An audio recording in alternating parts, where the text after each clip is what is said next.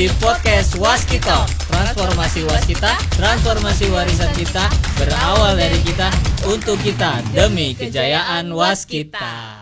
Kita hadir lagi di podcast Waskitalk di episode 6 sekarang. Dan setelah sebelumnya kita ngobrolin tentang 8 stream penyehatan keuangan Waskita dan juga kondisi keuangan Waskita. Ayo sekarang kita akan berbincang-bincang mengenai apa? Ya, sekarang kita akan berbincang-bincang mengenai strategi bisnis Waskita ke depannya dan hal-hal yang lainnya berkaitan dengan pengembangan bisnis yang ada di Waskita. Sebenarnya masih beririsan sih antara kondisi keuangan dan juga lepasnya penyihatan keuangan Waskita yang kemarin. Jadi akan lebih seru lagi dan bisa jadi ini merupakan ada pertanyaan-pertanyaan yang belum terjawab bisa terjawab di podcast Waskita kali ini. Nah, sebelum kita mulai seperti biasa kita kenalan terlebih dahulu.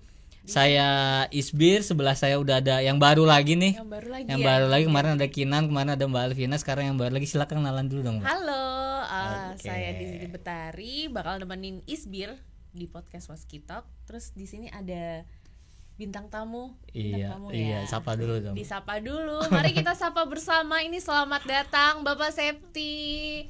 Sudah datang di podcast Waskitalk ini, Pak. Bapak gimana, Pak? Kabarnya, Pak? Alhamdulillah sehat. Nah, Bapak pingin tanya-tanya, Bapak hobinya kira-kira apa sih? Selain bekerja di kantor kan kita jamnya padat ya. Hobinya nonton bola. Oh iya, nonton Pak. Bola. Piala Dunia, nonton Pak. Film. Nonton bola. Itu kenapa jadi obesitas sekarang? Karena hobi itu kurang bergerak, banyak ngemil. Jadi apalagi lagi Piala Dunia ini semalam sampai jam berapa tuh? Jam 4 ya. Jam 4. Ya. Favorit apa, Pak?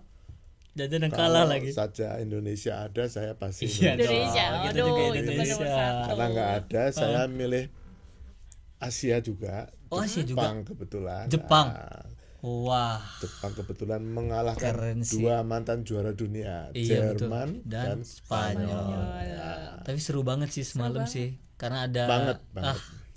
Keren, Ada seru drama. banget. Ada drama kan. Tapi kayaknya masih kena garis apa enggak kena garis tuh, Pak? Itu 50-50 itu. Kebetulan saya tidak mengerti, hanya mendengarkan. Iya, apa? Dengerin aja. Dengerin. Selain hobi yang Bapak kerjakan gitu, ada nggak Pak kegiatan ataupun aktivitas lain bersama keluarga atau apa? Oh ya, kalau itu rutin quality time sama keluarga, sebulan paling nggak 1-2 kali kita makan di luar, jalan-jalan gitu ya Pak, weekend bareng. Untuk menghilangkan rutinitas. Iya, betul, Pak. Mengalami rutinitas. Escape from the routine. Escape from the routine. Nah, sebelumnya juga kita mengucapkan selamat karena Bapak ini sudah menjadi Director of Business Development udah beberapa bulan nih, Pak. Sebelumnya kan Bapak juga dari awal itu bekerja ataupun sudah berkarir itu di Waskita ya, Pak? Ya. Dari staff terus sekarang sudah menjadi director. Boleh dong Pak cerita-cerita. Dulu masuk Waskita 95. Saya lulus 93 tapi 2 tahun di BUMN lain. 95 ke Waskita sampai sekarang. Dari staff dulu di anggaran, kemudian ke proyek pertama dulu di mana, Pak? Di DNI Center yang samping Hotel Sahid, sekarang udah dibongkar lagi. Dulu sebetulnya itu bangunan tertinggi kalau jadi proyeknya, tapi ternyata krisis moneter, terus tidak diterlanjutkan. Dari staf, kemudian dari kasih teknik, kepala lapangan, adcon, project manager, terus masuk ke divisi. Nah, di divisi gedung dulu dari Kabak Pemasaran, Kabak Anggaran, wakil kepala divisi, terus ditugaskan ke Waskita Torut. Oh iya, sempat di Waskita Torut Bapak ini. Benar-benar. Di Waskita Torut itu di awal tahun 2019 ya, 2020. Di sana 1,5 tahun sampai akhir Juni 2021, terus saya ke Waskita lagi balik lagi. Ya. Nah, dulu Pak pas jadi project manager ada nggak Pak proyek paling Bapak inget sampai sekarang? Oh ya, itu apa tuh? Proyeknya adalah proyek di Makassar. Waktu itu membangun mall untuk ukuran di Indonesia Timur paling besar ya, karena luasnya 120.000 meter persegi. Itu dibangun dalam waktu 11 bulan. 11 bulan. Wah, itu kayaknya Roro Jonggrang tuh. 11 bulan. 11 bulan, Pak. Bikin mall. Itu gimana tuh Pak tekanannya? Wah, itu dah kerjanya banyak banget. Dulu jarang pulang, terus tidur di proyek udah biasa lah. Jadi tapi teman-teman yang dari sana sekarang alhamdulillah juga sudah hebat ya sekarang ya Pak ya mungkin ya. Sampai Pak Dede Sumasna, saya ingat pelaksana yang dulu ikut saya, sekarang masih bantu waskita di Masjid Solo. Wow, yang kemarin bagus banget itu yang saya jahit ya. Iya, ketemu di sana kemarin ke sana bagus banget. Pak Dede kok masih sehat alhamdulillah. Dulu lama sekali baru ketemu lagi.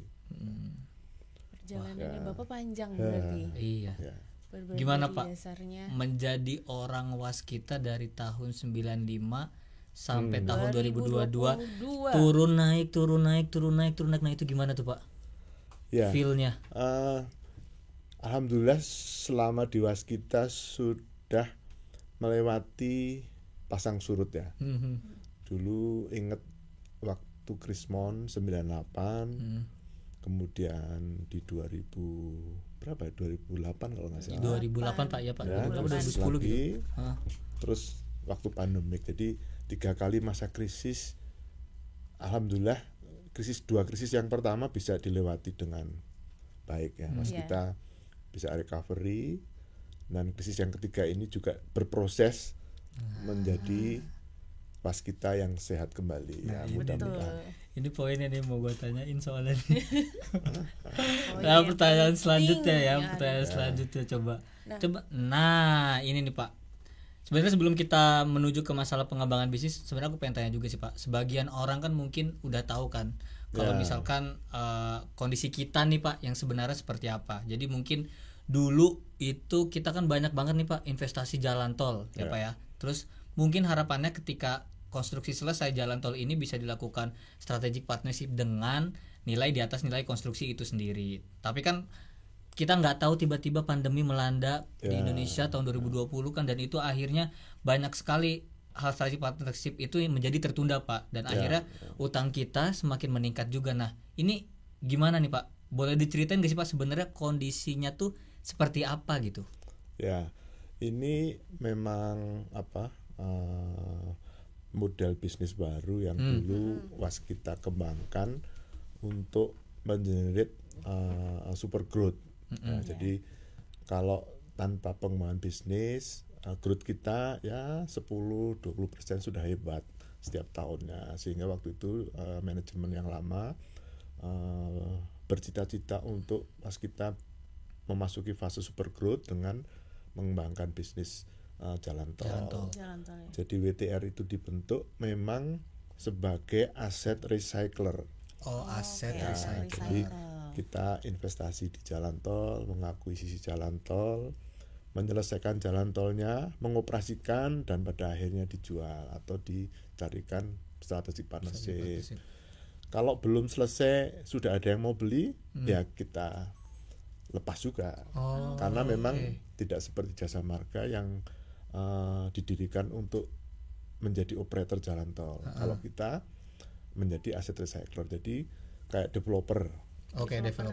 Kita bangun, ada yang minat jual. Belum selesai ada yang minat jual juga. Belum laku kita operasikan. Yang dijual kan sahamnya kan Pak. Sahamnya. Nah, sehingga memang ketika kita sudah banyak mengakuisisi, banyak berinvestasi, tibalah saatnya seharusnya segera melakukan strategic partnership. Sayangnya keburu ada pandemik.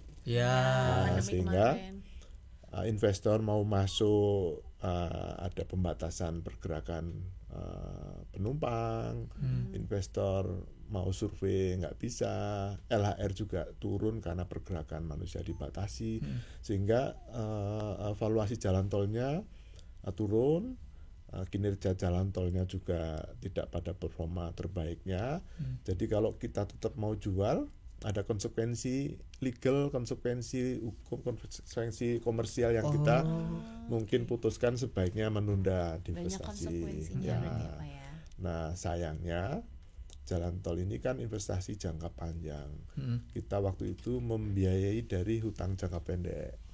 Nah, sehingga ketika program aset recycle-nya tidak lancar, beban keuangan ini menjadi semakin membebani kinerja keuangan waskita. Sehingga ketika jalan tolnya belum laku dijual, mau tidak mau kita harus mencari cara bagaimana menurunkan beban keuangan tadi. Ya, di antaranya mungkin kita harus melakukan efisiensi, kita harus melakukan ya nanti ada ceritanya sendiri tuh di streaming penyihatan waskita. Di streaming. Tapi intinya kita memang harus segera menyelesaikan strategic partnership supaya beban keuangan kita bisa stabil lagi. Berarti gitu. Pak, andai ini kita berandai kalau misalkan pandemi tidak melanda Indonesia, itu kondisi idealnya adalah semua jalan tol yang sudah kita investasikan, kita bangun, harusnya bisa dilakukan strategic partnership segera ya Pak ya. Persis, karena terbukti waktu tahun 2020 ya, itu kita jual agak sulit, kita sudah roadshow kemana-mana nggak laku juga. 2021 alhamdulillah kita sudah bisa jual 4 ruas. Tahun ini kita juga 4 lagi. Jadi itu menunjukkan bahwa investasi atau aset tol kita ini sebetulnya aset yang bagus. Hanya masalah waktu dan pandemik yang menyebabkan kita tertunda proses aset recycler. Iya sih, betul sih Pak. Ya. Berarti dulu itu memang kita utangnya utang jangka pendek karena kita tidak menyangka akan ada pandemi ini kan Pak ya. Persis. Akhirnya karena ada pandemi, mau nggak mau akhirnya yang 8 stream penyataan keuangan waskita itu utang jangka pendeknya direstrukturisasi menjadi utang jangka panjang. Benar Pak ya? Betul. Oke. Ya. Ada lagi? Nah, Bapak, saya mau tanya nih. Boleh dong Pak dikasih tahu update-annya nggak Pak, saat ini tuh kan kita lagi ada strategic partnership yang sedang dilakukan itu apa aja oleh waskita. Terus sama target strategic partnership ke depannya itu gimana nih Pak? Dan ada nggak Pak dampak dari strategic partnership itu sendiri itu? Dampaknya pasti ada. Jadi kalau kita cerita apa saja yang sudah dilakukan, berarti saya bicara waktu saya di Waskita Torut di tahun 2021 ada 4 ruas ya, 4 ruas aset yang kita strategic partnership kan, itu JMKT, mungkin saya nilainya agak lupa, JMKT, kemudian di Cineri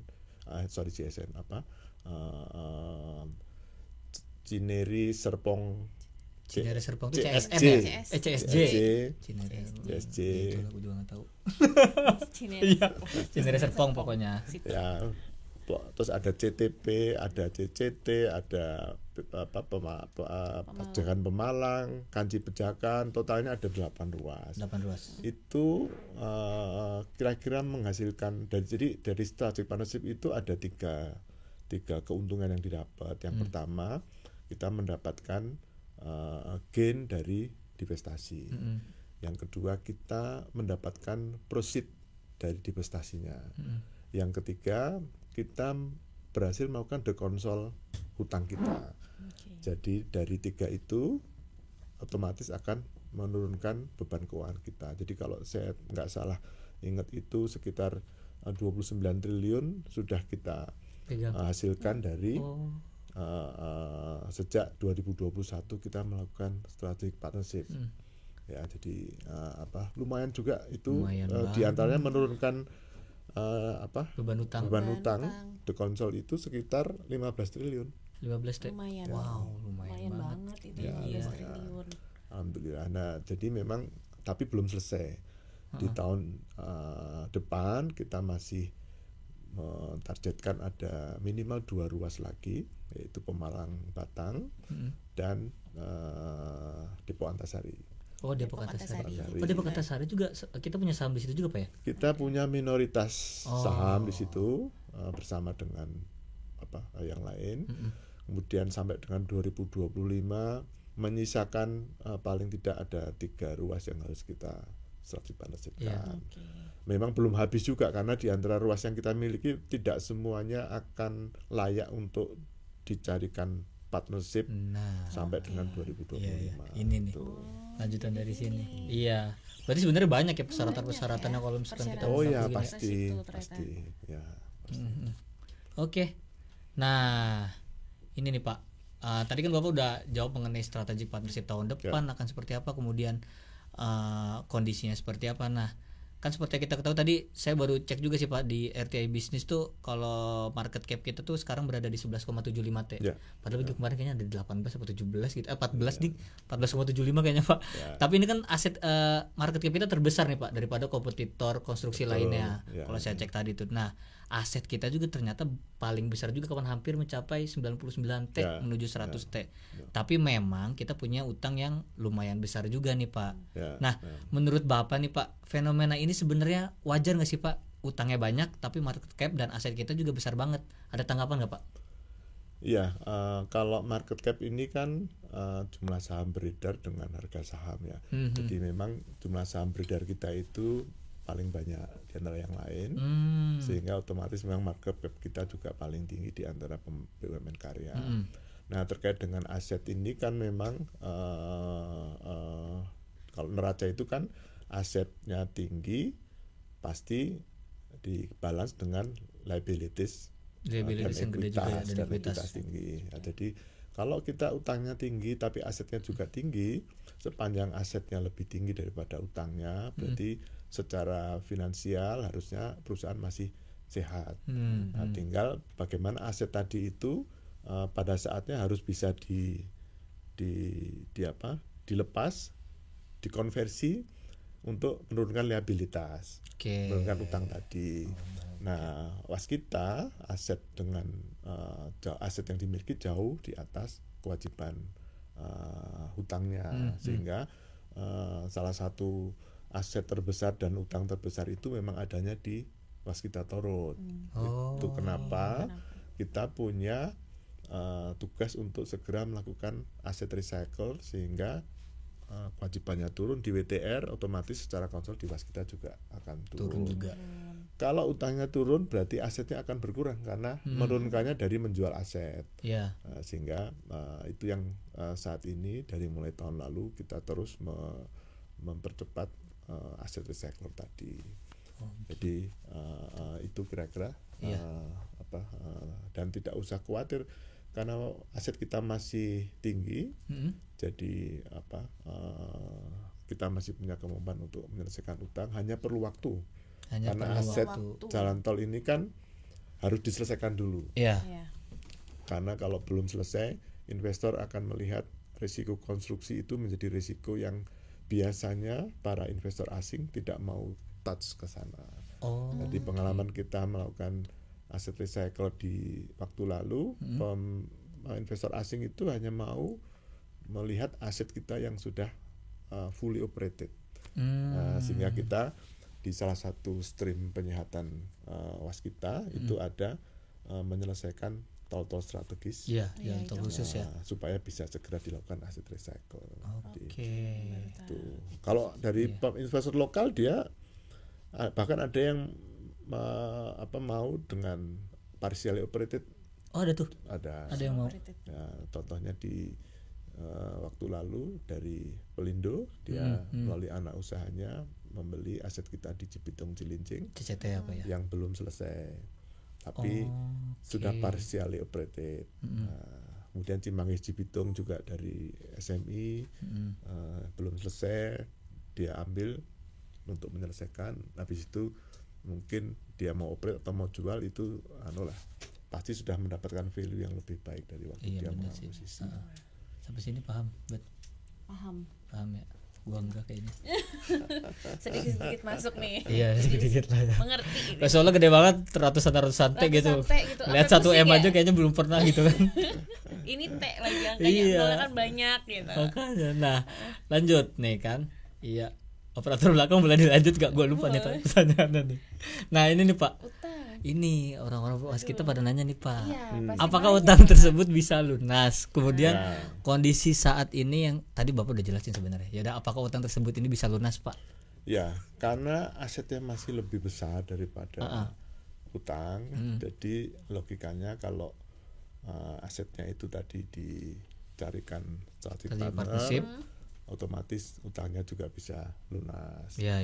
Nah, memang untuk mengarah ke sana tadi tuh kita harus selesaikan dulu tolnya sehingga valuasinya bisa naik, investor bisa melihat setelah jadi itu ternyata jalan tolnya rame nih, bagus, ada potensinya TOD dikembangkan di samping kanan kirinya, meningkatkan ekonomi masyarakat, ada crowd baru di situ. Nah, biasanya itu mempercepat investor untuk masuk ke tol kita. Oke. Iya. Nah, kemudian kan Pak apa namanya? Ya, iya. Nah, kalau mau strategic partnership. Kan iya nih Pak. Kan kita nggak tahu juga deh. Kalau misalkan kita mau melakukan strategic partnership biar investasinya masuk ke para investornya dan ke kita juga, itu LHR-nya tuh sebenarnya minimal harus berapa sih Pak? Kan yang terjadi sekarang di beberapa jalan tol kita tuh LHR udah banyak yang masuk belum Pak? Atau misal di beberapa ruas memang masih ada yang sepi gitu. Nah itu kayak gimana tuh Pak strateginya Pak? Ya memang untuk patokan LHR harus berapa untuk layak di divestasi. Apa itu beda-beda? Beda-beda. Oh beda-beda Pak? Tergantung dari lokasinya. Kalau bicara Trans Jawa ngejar angka 20.000 itu gampang. Tapi kalau bicara di Trans Sumatera beda lagi mungkin ya, Pak. sekarang ya di angka 10.000, 12.000 itu udah sekitar bagus. Itu udah bagus. Tapi di Jawa ada juga yang masih di bawah 5.000. Nah biasanya itu tergantung dengan tadi konektivitas jaringan. Jadi ada yang jalan tolnya itu belum nyambung kemana-mana tuh. Nah sehingga harus ada inisiasi dari kita juga untuk mengencourage BUJT lain untuk segera membangun jalan tol lanjutannya. Contohnya ini di Becakayu. Makanya ada berseksi-seksi ya, Becakayu itu kita kan baru nyambung Pasar Gembrong sampai 2A itu berhenti di Mall Metropolitan ya. Mall Metropolitan Bekasi. Tetapi belum nyambung dengan Jakarta Cikampek karena dia turun dulu terus Cikampeknya belum directly connect. Nah, kalau mau itu cepat naik LHR-nya memang ada ruas 2B. Itu nyambung dari dua ujung tadi masuk ke Jakarta Cikampek. Kalau itu udah nyambung rame ini.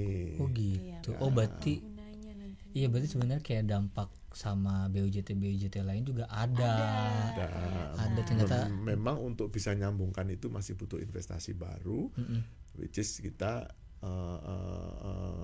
berharap ada investor baru yang financially strong, dia punya kemampuan untuk mendanai dalam waktu jangka panjang, sehingga tolnya tersambung, yang invest orang lain, tapi kita ikut menikmati tambahan LHR-nya. Ini juga terjadi di ruas yang lain ya, kayak di Ho Chi Minh itu belum nyambung sampai ke Sukabumi, padahal dari Jagorawi itu banyak yang pengen ke Sukabumi tapi harus keluar dulu di Cigombong ya. Nah itu nanti kalau sudah nyambung Sukabumi juga akan naik. Iya sih. Depo Antasari juga sama. Sekarang lagi disambungkan dengan tol Cijago. Interchange Cijago. Ini kalau nanti nyambung Depo Antasari itu yang sekarang sudah 70.000. Depo Antasari 70.000. Wow. Ya, kalau Bapak pulang pergi gitu. Bapak rumah di mana sih Pak? Di Depok Pak. Ngantri ya di Depok. Udah sempat kontraflow segala padahal belum nyambung. Bayangkan kalau sudah nyambung itu, wah itu keren. Nah Pak, wah kalau gitu kenapa harus dijual Pak, kan bagus ya itu dia karena kita dari uang pinjaman jangka pendek mau nggak mau ya, selama belum diselesaikan harus bayar bunga terus. Jadi kondisi keuangan masih belum ada ruang fiskal yang cukup. Jadi obatnya kita sekarang harus strategic partnership dulu. Nanti punya ruang fiskal yang cukup lagi, kita masuk lagi ke jalan. Oh iya benar sih, benar. Yang penting tuh gimana caranya ya beban utang bisa menurun dulu lah. Persis, ya. Itu target utama dulu. Target utamanya itu. Ya. Utang harus menurun. Utang harus menurun dulu, Bu. Iya benar. Ya. Nah, Pak, Waskita itu kan sekarang memandang peluang infrastruktur Indonesia tuh ke depannya gimana sih, Pak? Sama Bapak, menurut Bapak ada nggak sih ketakutan tersendiri karena kita sudah masuk tahun politiknya lagi kencang-kencangnya nih, Pak. Aduh, kira-kira sudah dapat beberapa proyek kita kan di IKN. Ya. Dengan adanya tahun politik, Bapak optimis nggak nih? Ya. Berjalan lancar nggak nih proyek-proyeknya? Iya itu, Pak. Ya, IKN ini kan sudah menjadi kebijakan nasional ya.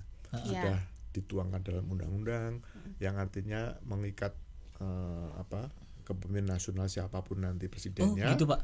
Akan jadi, terus dilanjutkan. Aman tuh ya harusnya ya. Berarti ya udah tetap di situ. Ya, aman. Legally, formally aman karena itu sudah menjadi kebijakan nasional. Jadi mestinya tidak ada kekhawatiran meskipun tahun politik.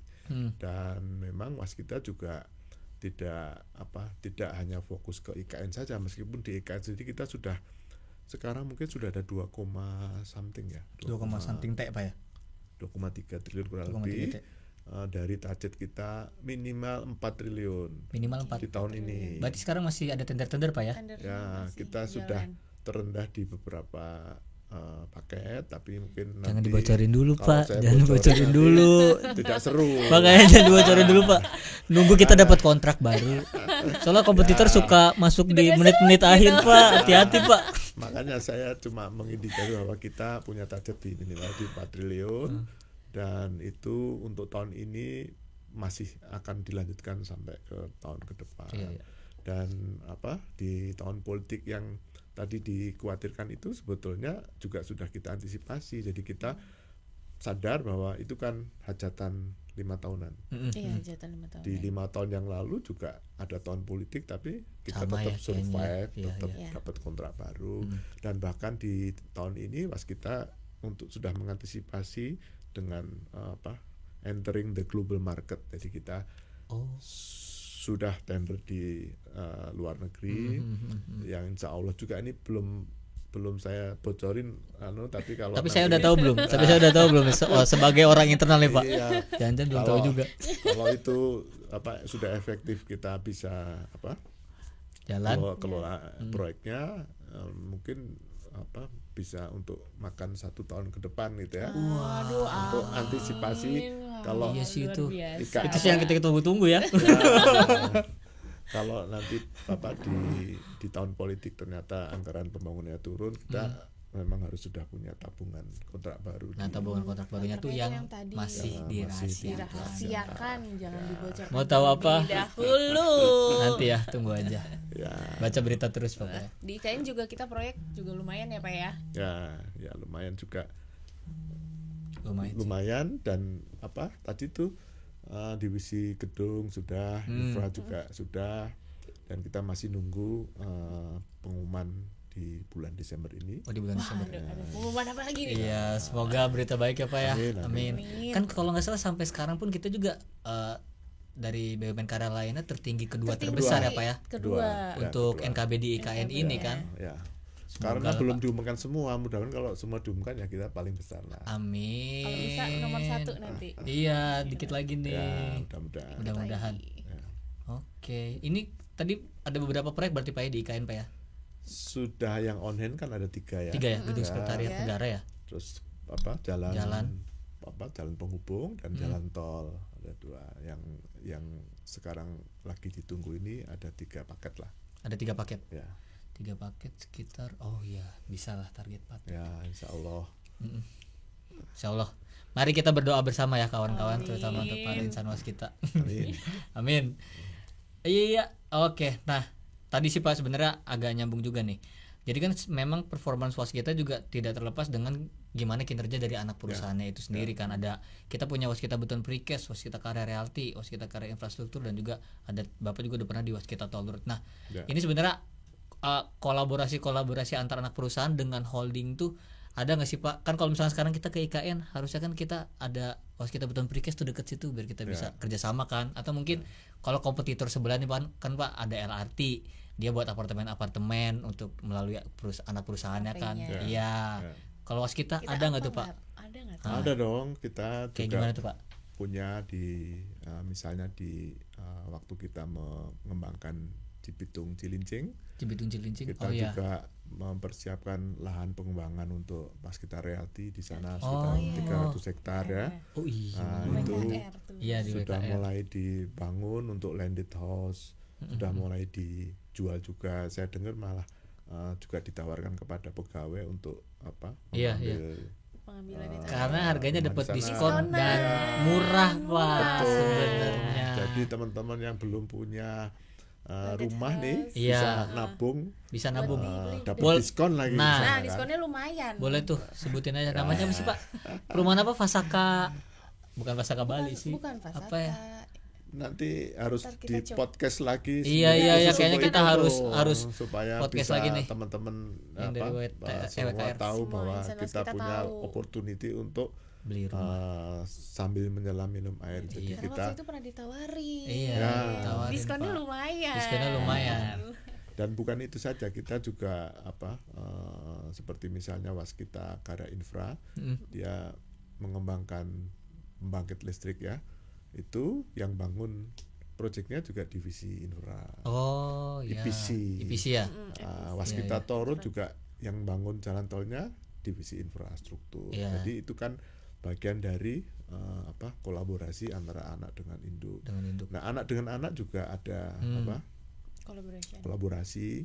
Kita sekarang ini sedang menjajaki inbreng alat untuk di Waskita Infra supaya dia bisa fokus mengelola alat yang jumlahnya di Waskita cukup banyak banget. Yang sayang sekali kalau tidak bisa diutilisasi untuk keperluan eksternal. Jadi selama ini alat itu hanya dipakai di keperluan internal yang kalau pas proyeknya sudah selesai dia idle.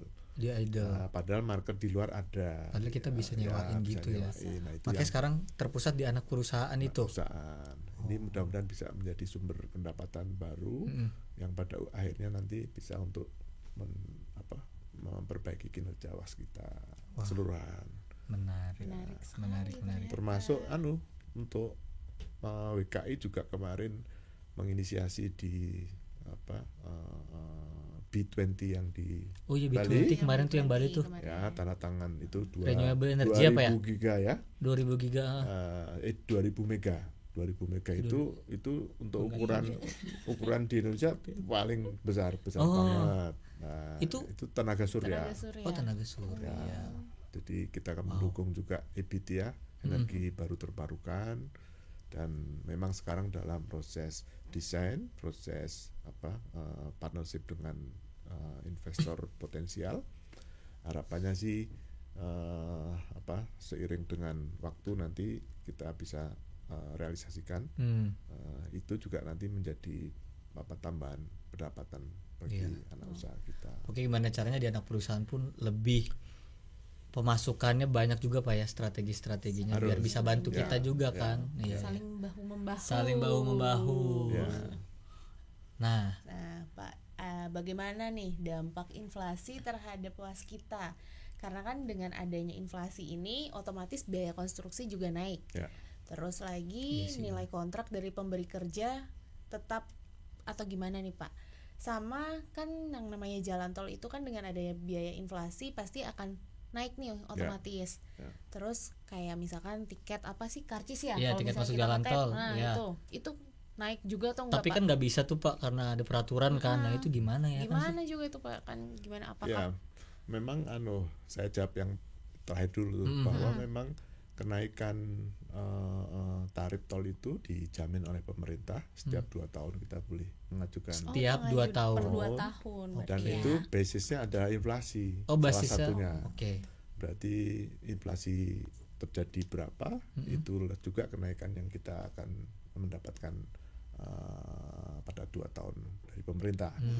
Jadi dari sisi itu risiko itu sudah termitigasi. Nah, terkait dengan inflasi yang terjadi akibat kenaikan bahan baku untuk industri konstruksi, ya, besi dan lain-lain, ini memang tidak bisa dihindari karena disebabkan oleh banyak faktor, baik faktor lokal di Indonesia maupun pengaruh global.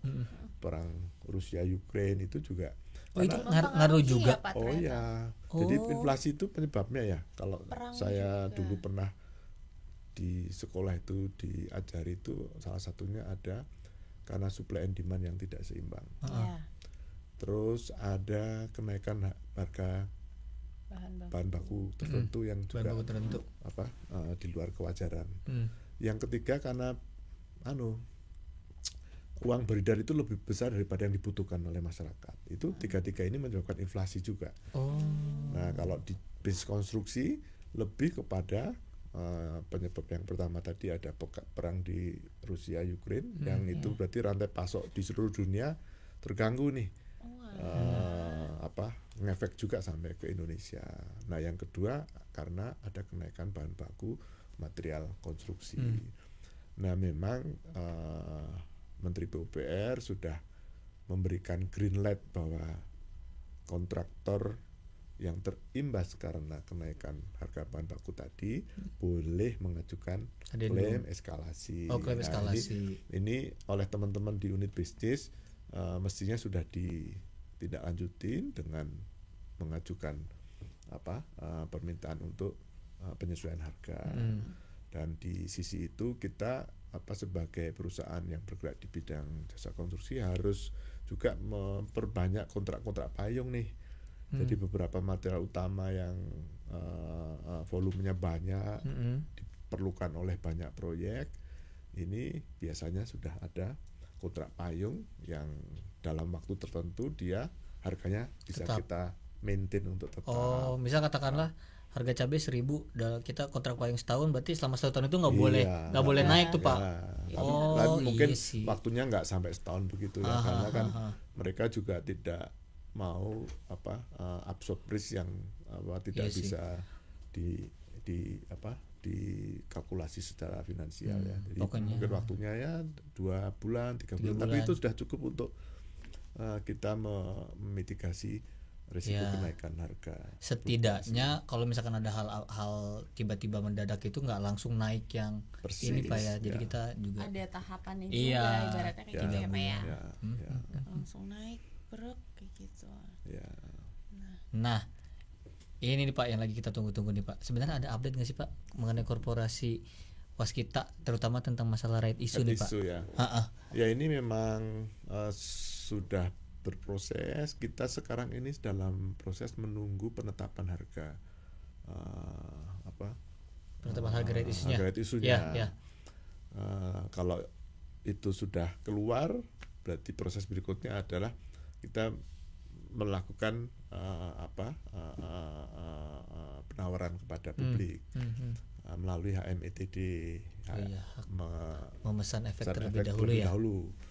Dan itu kalau dari schedule memang direncanakan di minggu-minggu ini atau minggu depan pemerintah menetapkan harganya di pertengahan Desember.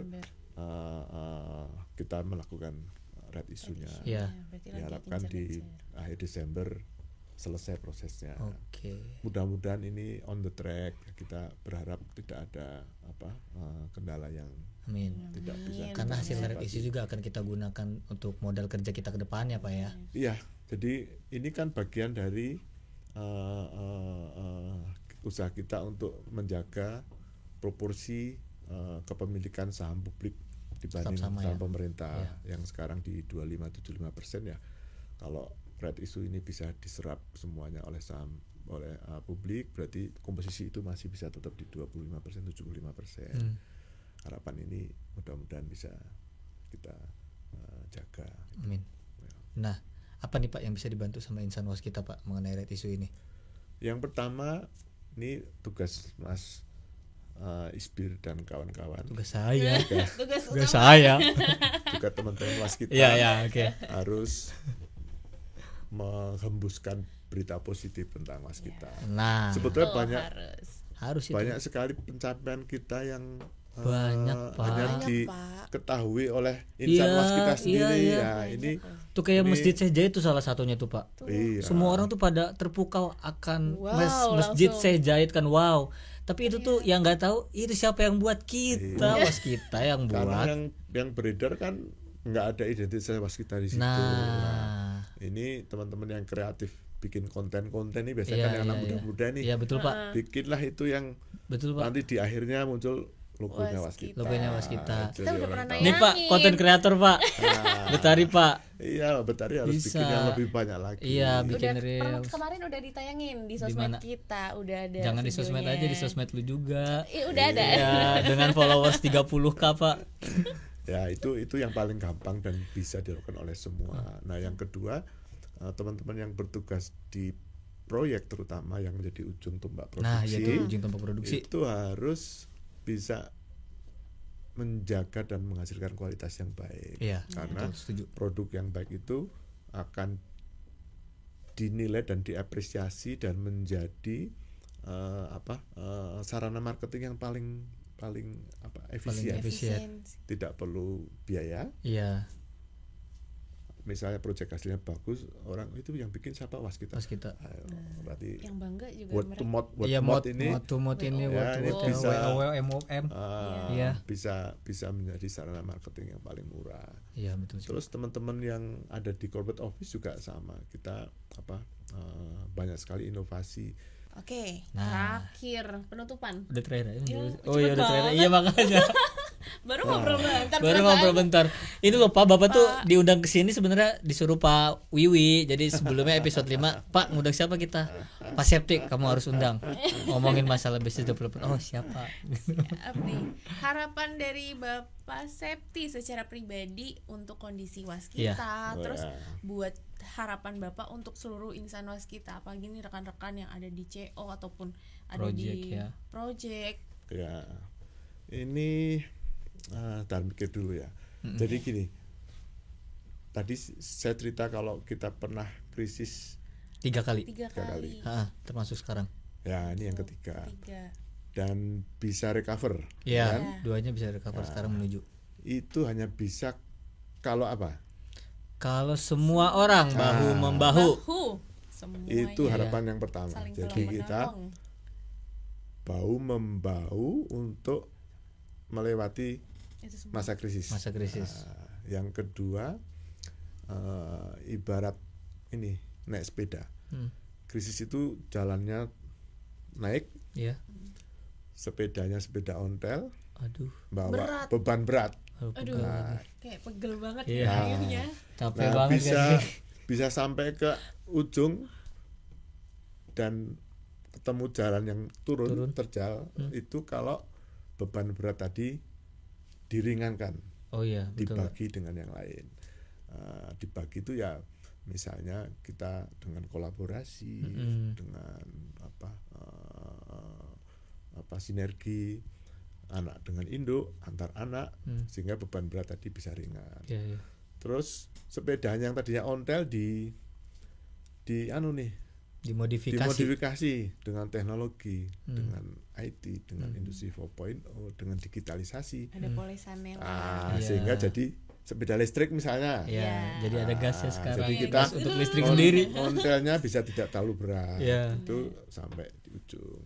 Nah, harus juga yang bawa sepedanya nih. Nah, itu harus punya leadership.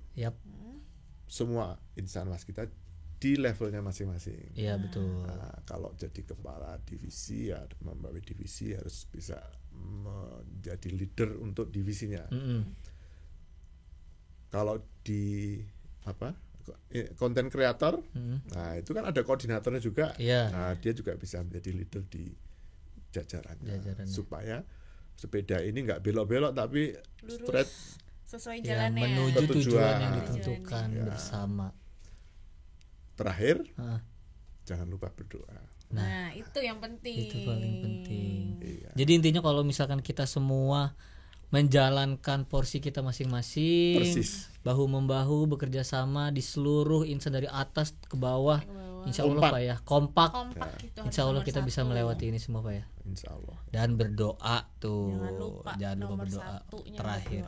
Iya. Oke. Iya, berkolaborasi dengan gitu. semuanya. Semuanya. Oke, tanpa kita sadari nih Pak, udah hampir berapa menit ya? 40 menit sih, 40 menitan lah. 40 menitan. Ngobrol bareng Pak Septiawan Andri, Director of Business Development. Asli waskita dari staff sampai sekarang ya Pak ya. Hebat sih Bapak. Iya. Saya kagum. Iya benar. Kagum banget. Dan awet banget dari 95 sampai sekarang melewati krisis. Berarti tuh berapa tahun tuh? 27 95. umur 27 gue ya? dari 95. Lu 95 ya? Gue Oh 27 tahun. 27 Enggak kan? tahun. Soalnya orang kita sekarang nih yang para millennials kan, sebelum penutupan ya guys. Jadi orang-orang millennials kan misalnya udah ketemu krisis di perusahaannya, kayaknya mending cabut deh. Gitu. Bapak udah melewati 2 dan Gimana bisa tuh, Pak? melewati godaan-godaan Godaannya itu pasti gitu banyak kan. godaan, nggak mungkin Jadi kayak nggak lebih ada. memilih Bertahan. kayaknya lebih bagus bertahan dan memperbaiki waskita daripada harus pindah ke tempat lain. Itu keren sih. Loyalitasnya tinggi. Loyalitas tinggi dan ini menjadi hasilnya gitu Iya kan. benar, ada hasilnya. Salah satu bukti ternyata loyalitas itu memang Iya, terbukti. betul. terbukti menjadi seperti ini. Ya kalau kita yakin lah nanti lah ya. Oke, Pak Septi, terima kasih Pak Thank you, Septi thank you. sudah Sama-sama. ngobrol di podcast Waskitalk episode 6 ini. Ternyata memang begitu teman-teman kondisi real waskita saat ini. Dan Pak Septi juga tadi udah banyak cerita mengenai pengembangan waskita seperti apa, cara memperbaikinya seperti apa, dan harapan ya waskita bisa kembali ke masa jayanya dulu dan bisa menjadi super growth seperti tahun-tahun sebelumnya. Amin. Dan tadi Pak Septi juga sudah bilang kalau misalkan seluruh insan waskita terutama nih harus bahu membahu sesuai porsinya agar kita bisa bergerak bersama melewati keadaan yang sulit ini menjadi nanti akan insya Allah recover sehat lah ya. Jadi sehat Gitu. lagi. Amin amin. Nah, buat teman-teman semuanya, jangan lupa untuk subscribe, follow, like, dan comments di channel YouTube dan Instagramnya Waskita yang pastinya. Serta podcast kita ini akan muncul juga di Spotify. Udah muncul. Iya, udah muncul. Aduh, mohon maaf nih, sudah muncul juga di Spotify agar bisa didengar kapanpun, dimanapun, dan siapapun bisa dengernya gitu. Betul. Nah, kira-kira board of director siapa sih yang harus kita undang setelah ini? Nah, Penasaran tunggu dong. episode 7. Nah, jangan lupa juga follow media sosialnya Pak Septi. Oh iya, Pak Septi punya Instagram. Punya Instagram ternyata Pak Septi nih, diam-diam. Iya, akunnya aja waskita banget tuh kasih tahu tuh. Kita di @septi WSKT ada titik ya belakangnya. Enggak ada titik ya, tuh titik nggak ada gua titik. itu. Iya. Titik lo berarti. Di @septi WSKT. Di sini nih, di bawah sini ya. Tambahin ya Is nanti ya. Dan terima kasih banyak Bapak atas waktunya.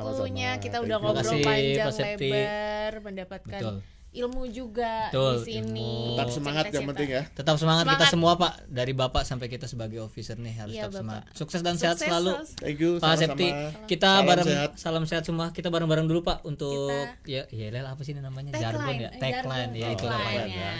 Transformasi waskita, transformasi warisan kita berawal dari kita, untuk kita, demi kejayaan waskita. Terima kasih teman-teman. Assalamualaikum warahmatullahi wabarakatuh.